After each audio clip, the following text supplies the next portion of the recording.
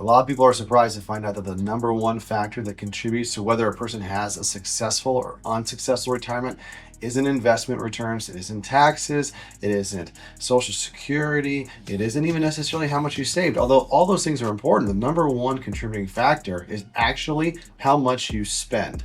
And before you just say, well, that's obvious, Will, there's a lot of ramifications to that and a lot of thought that needs to go into what you're going to be spending in retirement. It sounds very obvious on the surface, but as you dig deeper, it should really reveal to people that a lot more thought and consideration needs to be put into how much you're going to spend during retirement than just saying, oh, okay, I'll just spend whatever I want, or I'm just going to go do the things that just make me happy. I encourage you to. I always encourage our clients to do that. But at the same time, you have to have a certain amount of planning done to really make that successful and not run out of money. For those of you who don't know who I am, my name is Will Snodgrass. I'm a certified financial planner with Mat 25 Capital. We are a wealth advisory firm located in Texas. And really what I wanted to cover today is, like I mentioned earlier, something that sounds pretty obvious, but at the same time has a lot more depth to it. A lot of people come to me and they're going to be asking questions about investment returns, allocations, Social Security, when to draw Social Security, which retirement accounts to draw from first, should they roll over or not roll over a 401k, Medicare, Roth conversions, a lot of different things like that. Those are all incredibly important. But the main thing that's really ultimately going to determine whether a person's money is going to outlive them or not is how much they're spending in any given year or at any given time period. Because what applies to one person may not work for everybody. Take, for example, the 4% rule. For a long time, this was considered the gold standard of whether you could actually successfully retire or not. And for those of you that don't know what that is, it's this basic rule of thumb that says if you withdraw after or accounting for inflation around 4% a year from your retirement accounts, assuming you have about 50% of your money invested in stocks and 50% in bonds, and assuming you have a 30-year retirement, you should not outlive your money. And while there is obviously some grounding of truth in that, in more recent months even, or just throughout this year, you'll find no shortage of articles in a quick Google search showing that people are actually rethinking whether or not that should even be considered the standard. Not to mention, what works for one person isn't going to necessarily work for another person. Take, for example, let's say that we have your typical 65-year-old who's retiring. A lot of people choose that age because they can start drawing from Social Security around that time or shortly after without having to worry about any income coming in that's going to diminish how much they're actually going to be able to draw from Social Security, but also Medicare is available at that age. So let's take a 65-year-old who's retiring. They have saved up, let's say, about $500,000 between retirement accounts and other liquid investments. Now, I'm not going to be factoring in Social Security or any other income streams, but let's just assume for a moment that they have about $500,000 saved up, okay? Let's further assume, based on how that money's invested, it's going to average around 6% a year return, okay? Now, we can't ignore things like inflation, especially nowadays. It's currently 2024. Most people have noticed the very sizable impact inflation has had these last 2 years. And whether it's like it's been the last 2 years or just even under normal conditions, inflation's always present. So we have to always account for that. Historically, inflation's averaged around 2 to 3%. So let's say, for argument's sake, we are assuming a 3% average rate of inflation, okay? So you have a person, $500,000 saved up, 65 years old, averaging about a 6% rate of return with on average 3% rate of inflation per year. Let's assume they're going to be drawing out $80,000 a year to help offset their living expenses. Based on those numbers, that person is going to completely run out of money and diminish or deplete that $500,000 in 7 years. Now, some people might look at that and say, well, okay, yeah, if they have only $500,000 saved up only, and they're drawing out $80,000, of course that's going to go through it that quickly. Okay, let's assume a more conservative number. Let's assume the same starting capital, $500,000 at 6% annual rate of return, 3% annual rate of inflation, but now they're drawing out $50,000 a year instead of $80,000. You might think, well, yeah, of course, the money's going to last a lot longer. And while it does, but still under those same scenarios or that same criteria, that money will still be completely depleted within 12 years. And keep in mind, I'm not going to be doing a full exhaustive video about all the different nuances and all the different factors that go into a successful retirement. I could dedicate an entire video just to each of those different topics or those criteria I mentioned before, like savings, Social Security, Medicare, Roth conversions, long-term care, what kind of income streams you're going to have during retirement. I mean, taxation, so many different moving parts that we always factor into our retirement plans for clients. I'm really more so focusing on the importance of spending. Spending far and away is the number one factor that's going to contribute to whether or not you're able to retire or not. Because at the end of the day, it's not how much you have saved up, it's not even how much return you're getting per year. Because while we can influence that based on how you invest your money, whether you do it yourself or you have an advisor or someone else do it, you don't ultimately have control over which direction the investments go per se. You can't control whether investment goes up or down. You can do a lot of things to try to capture upside or mitigate downside, but you ultimately can't control which direction the markets are going to go. We have no control over taxes. We have no control whether the government decides to go up or down. We can vote, we can reach out to our representatives, but at the end of the day, we don't control the government per se.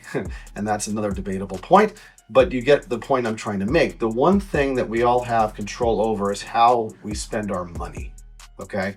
So the main takeaways I want everyone to have from this is there's at least 5 things that we should be considering when we're looking at retirement, and specifically what we can be doing regarding our spending to ensure that we have a successful retirement, that our money outlives us, and yet we're still able to do the things that we really want to do. Number 1, you have to have a plan in place before you retire.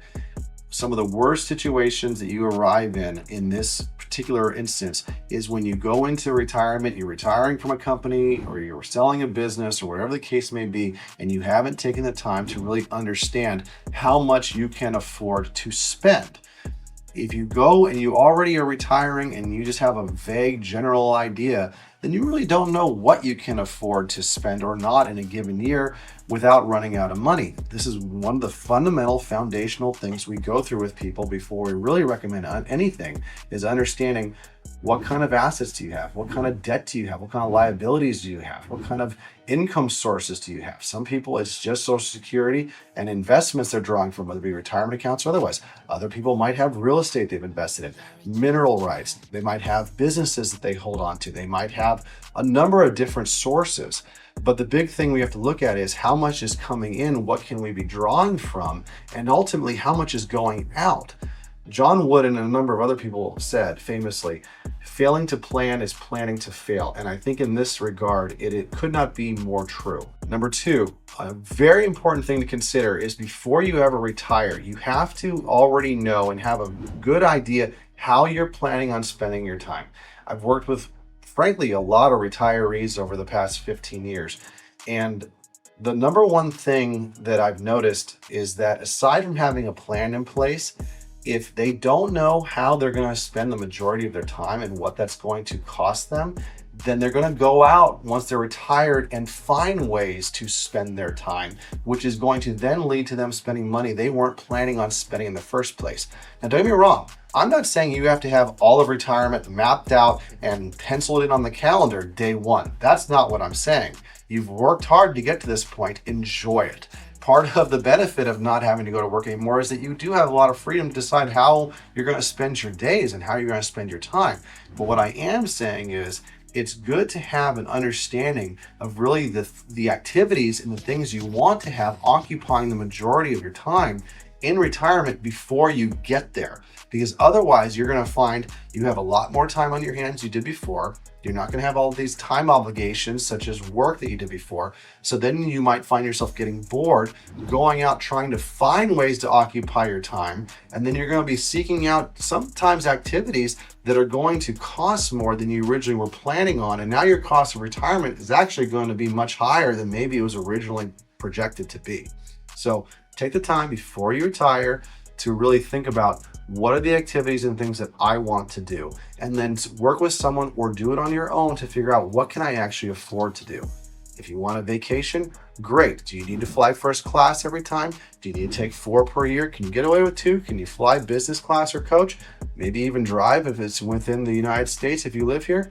These are things to start to think through before you get to that point. Number 3, it's always good to focus on other people, but I would encourage you to not do it at the neglect of yourself. I'm a huge proponent of obviously loving God and loving others. I'm a Christian, so that matters to me, and most of my clients, it matters to them as well. But the one thing I would say is that while it's great to focus on others, help others, especially family, once you're retired, your income sources usually are fixed, right? We kind of already touched on this earlier, whether it be Social Security, a pension, drawing from your retirement accounts, drawing from investments, maybe there's business interests or whatever the case may be, you're more than likely not going to be going out and creating new income streams for yourself. And so while it is wonderful to give, and I encourage clients to do this, not just to friends and family, but also to charity, to a church, to organizations that you're passionate about, you need to also be sensitive to the fact that you are now limited in terms of your earning capabilities, in terms of the assets that you can accumulate, because you're really no longer in the accumulation phase, right? You're not necessarily trying to accumulate more assets now. Now you're looking at prolonging them, preserving them, and then one day passing them on. So be sensitive to the fact that it's wonderful to help others, and I would encourage you to do it, but do not neglect yourself. Do not necessarily extend yourself so far that you're putting yourself in harm's way. And I would just always caution somebody, be very sensitive to who's asking you for money. It's one thing if you know them personally, but if they're coming to you and you don't necessarily know them, just be cautious. Number 4, and this really pertains to investments specifically, don't take more risk than you absolutely need to. Most advisors out there are going to focus on what's your risk tolerance? How much can you tolerate?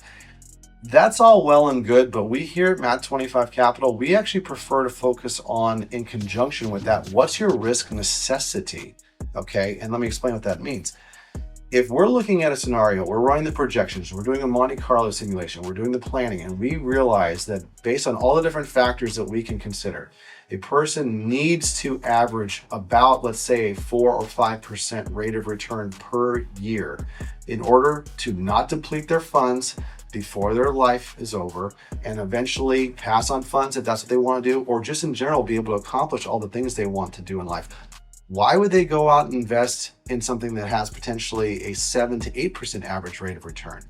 Those types of situations are dangerous, and the reason being, number 1, you're in a situation where you're chasing after a return when you may not need to. Now, if a person wants to take on some risk, they want to go out, they want to try some investments just for fun, see if they get a good return out of them, or they have a hunch or a feeling, or they have some kind of insight into a particular investment, that's great. But what we see in those situations is you have to take the corpus or the majority of your assets that you spent your lifetime accumulating and put them into a diversified set of investments that don't necessarily have a correlation to each other, that are going to be aimed at earning the rate of return you need them to earn over whatever period that you have available. And then if you want to take a sliver of that and go and, let's say, do something that is fun, or I hate to say it this way, but even gamble, that's fine, but it should never be such a large dollar amount that if it goes south on you, you're going to end up risking your overall financial health and plan. Okay, there's nothing wrong with having some fun, but don't ever do it at the detriment or the risk to the overall structure of the plan that's put in place. That's gambling, and we never ever encourage that. And the last thing I would say that we need to consider is limiting your losses. Now, how do I mean that? It's wonderful to get a good rate of return on your money. And a lot of people, when they're looking at what they should be investing in, or advisors are making recommendations, a lot of times they base that on what the historical averages are. That's great in terms of what a foundational expectation is for what a portfolio could do. But what we like to really focus on too, especially for clients that are about to retire or who are already retired, is not so much what something did during the good years, but more so what did it do in the bad years? How long did it take to recover? How much did it lose? That, I would argue, actually is just as important as how much it earns during the good years. And let's just take the numbers, for example. If a portfolio loses, let's say 10% in a given year, Mathematically, it's going to require at least an 11% return to get back just to break even. Okay. And some of you might say, well, okay, well, that's not too far off. Well, let's look a little bit further. So let's say it's 20% loss. You take, for example, 2008 or even 2022, 2020 briefly during March. If you sustain a 20% loss in your portfolio, you're going to need to earn at least 25% just to get back to break even. Okay. And you might be looking at that saying, okay, that's getting a little bit more scary. Let's amplify it a little bit though. You look at the year 2008, the market's lost about almost 40% in a given year. So let's assume for a minute, even worse than that. Let's assume a portfolio loses 50% of its value over a certain period of time, a 1, 2, 3 year time frame. It will require a 100% rate of return just to get back to break even. How long do you think that will take? That's why I emphasize, and we really try to focus on not just maximizing the upside, but really guarding the downside. Our goal as fiduciaries, especially for our clients who are close to retirement or who are already retired, is not trying to catch every single shooting star. Sometimes it's about avoiding the falling knives.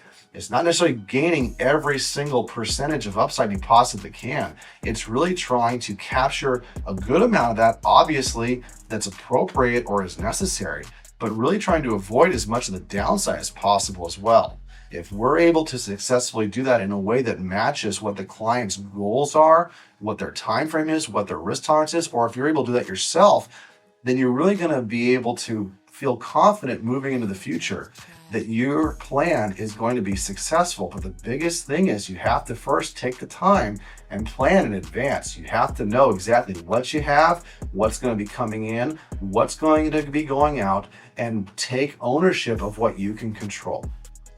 Again, this list is far from exhaustive. There's no shortage of things we could talk about. Even within the confines of just this video, I could make probably 10 or 15 more videos about just topics mentioned in this one. But I just want to really emphasize that people that are already retired or who are getting close to retirement need to really understand how and how much they're going to be spending their money is going to be hands down the number one factor to whether they'll be able to successfully retire or not. So I hope that sheds some light on this. If you have any questions, feel free to drop them into the comment box below, or you can reach out directly to us at matt25capital.com. As always, I hope you have a blessed day and stay safe out there.